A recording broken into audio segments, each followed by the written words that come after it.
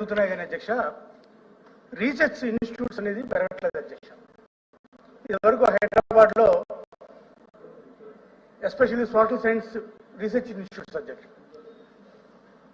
Cess అనేది ఉండేది అధ్యక్ష, centre for economic and social studies అను, లేకపోతే ఆస్కి అను, సెంటర్ ఫర్ గుడ్ గవర్నెన్స్ అను, ఇటువంటి రీసెర్చ్ ఇన్స్టిట్యూట్స్ అన్నీ కూడా హైదరాబాద్లో బేస్ అయ్యాను అధ్యక్ష. ఆంధ్రాలో ఏది కూడా సోషల్ సైన్స్ రీసెర్చ్ ఇన్స్టిట్యూట్స్ లేవు అధ్యక్ష. అదే ఐసిఎస్ఆర్ ఇన్స్టిట్యూట్స్ లేవు, యూజీసీ ఇన్స్టిట్యూట్స్ కూడా లేవు అధ్యక్ష. మీ ద్వారా గౌరవ మంత్రి గారిని, ఆయన కూడా రీసెర్చ్ ఇన్స్టిట్యూట్ ఉంది కాబట్టి మీ ద్వారా గౌరవ మంత్రి గారు అడుగుతున్నారు అధ్యక్ష, భవిష్యత్తులో కూడా విద్యాశాఖ మంత్రిగా ఉన్నారు కాబట్టి రీసెర్చ్ ఇన్స్టిట్యూట్స్ని ఎంకరేజ్ చేసి తద్వారా ఎకానమీ మీద కావచ్చు, లేకపోతే సొసైటీ మీద కావచ్చు, ఈ ఏపీ ఆంధ్రప్రదేశ్ మీద రీసెర్చ్ ఇన్స్టిట్యూట్స్ని ఎంకరేజ్ చేసే విధంగా ఇన్స్టిట్యూట్ నెలకొల్పాలని చెప్పి మీ ద్వారా గౌరవ మంత్రి గారు అడుగుతున్నారు. థ్యాంక్ యూ అధ్యక్ష. అధ్యక్ష, గౌరవ సభ్యులు చెప్పినట్లు ఏంటంటే ప్రధానంగా గవర్నెన్స్కి వచ్చగల global institute of good governance GIGG అనేది మేము దానికి ప్రతిపాదనలు మన క్యాబినెట్లో చేశామండి. అది సబ్ కమిటీ నన్ని నారాయణ సార్ని అదేవిధంగా కేశవ్ అన్ని కూడా ముగ్గురు కలిసి గౌరవ క్యాబినెట్ మాకు బాధ్యత పెట్టారు. ఆల్రెడీ ఆ రీసెర్చ్ పేపర్ కూడా నేను తయారు చేశాను. అంటే టోనీ బ్లేర్ ఇన్స్టిట్యూట్తో కలిసి ఎట్లా world class training institute in good governance ఎట్లా చేయాలో దానిపైన ఆల్రెడీ మేము ప్రతిపాదనలు ఉన్నాయి. అది త్వరలో లాంచ్ చేయబోతున్నాం. అంతేకాకుండా మీరు అన్నట్టు రీసెర్చ్ అనేది చాలా చాలా అవసరం అధ్యక్ష. దానికి మన ఎడ్యుకేషన్లో సంస్కరణల పైన డిబేట్లో నేను చెప్పాను, ఇతర రాష్ట్రాలతో పోల్చితే మన పిహెచ్డి విద్యార్థులు కూడా చాలా తక్కువ ఉన్నారు.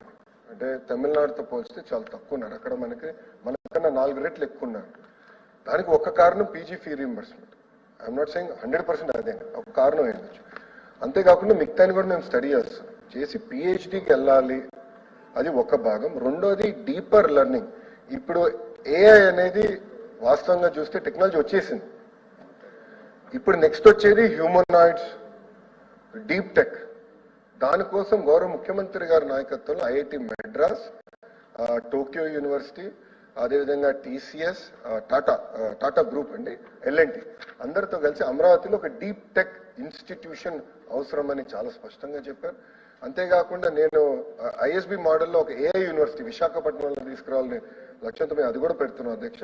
అంతేకాకుండా ప్రభుత్వ విశ్వవిద్యాలయాల్లో ఎన్ఐఆర్ఎఫ్ ర్యాంకింగ్స్ పైన చాలా ఫోకస్ చేస్తున్నాం అధ్యక్ష. ఎన్ఐఆర్ఎఫ్ ర్యాంకింగ్స్ పబ్లికేషన్స్ అనేది చాలా చాలా ఇంపార్టెంట్. దానిపైన చాలా శ్రద్ధ పెడుతున్నాం. ప్యారల్ గా ఈ ఎన్ఐఆర్ఎఫ్ ర్యాంకింగ్స్ ద్వారా రీసెర్చ్ తో పాటు ఈ సెంటర్ ఆఫ్ ఎక్సలెన్స్, ఇప్పుడు ఆంధ్ర యూనివర్సిటీకి నేను ఎన్విడియాతో మాట్లాడి అక్కడ ఒక సెంటర్ ఆఫ్ ఎక్సలెన్స్ తీసుకొస్తున్నా, ఎస్పీకి ఒకటి, పద్మావతి విశ్వవిద్యాలయ యూనివర్సిటీకి ఒకటి. సో చాలా ఫోకస్డ్ గా రీసెర్చ్ చేయాల్సిన అవసరం ఉంది. దానికి తగిన ప్రోత్సాహం ఇస్తాం. ఆ ఎన్ఐఆర్ఎఫ్ ర్యాంకింగ్ ద్వారా వైస్ ఛాన్సలర్స్ కూడా మేము వైస్ ఛాన్సలర్ కాన్ఫరెన్స్ పెట్టుకోవాలి అని నిర్ణయించుకున్నాం గవర్నర్ గారి ఆధ్వర్యంలో. దాంట్లో కూడా మేము పెట్టి we want to drive research in very big way. So ఇది మీరు అన్నట్టు కేంద్రం నుంచి కొన్ని ఇంకా రావాల్సిన, అంటే మనం తెచ్చుకోవాల్సిన అవసరం ఉంది. ఎందుకంటే విభజన చట్టంలో లేవు రీసెర్చ్ ఇన్స్టిట్యూట్, మనం వెళ్ళి పోరాడి తెచ్చుకోవాల్సిన అవసరం ఉంది. కేంద్ర ప్రభుత్వం కూడా చాలా పాజిటివ్ గా ఉన్నారు. మనకు అనుకున్న దానికన్నా ఎక్కువ నిధులు కానీ అన్ని జరుగుతుంది. దాంట్లో భాగంగా మీరు ఇచ్చిన సలహా చాలా మంచి సలహా, తప్పనిసరిగా విల్ టేక్ ఇట్.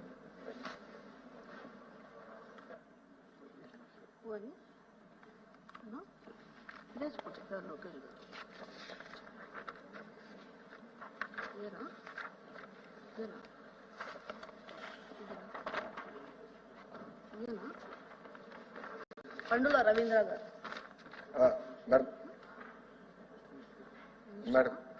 మేడం గారు నేను రిప్లై ఇస్తాను ఫస్ట్, తర్వాత సార్ రిప్లై.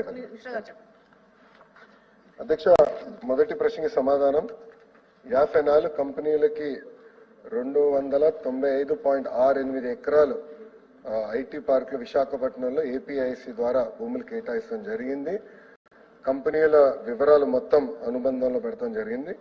రెండో ప్రశ్నకు సమాధానం అవునండి. కంపెనీలన్నీ ఇచ్చిన అగ్రిమెంట్ కండిషన్లు అన్ని పాటిస్తున్నారు.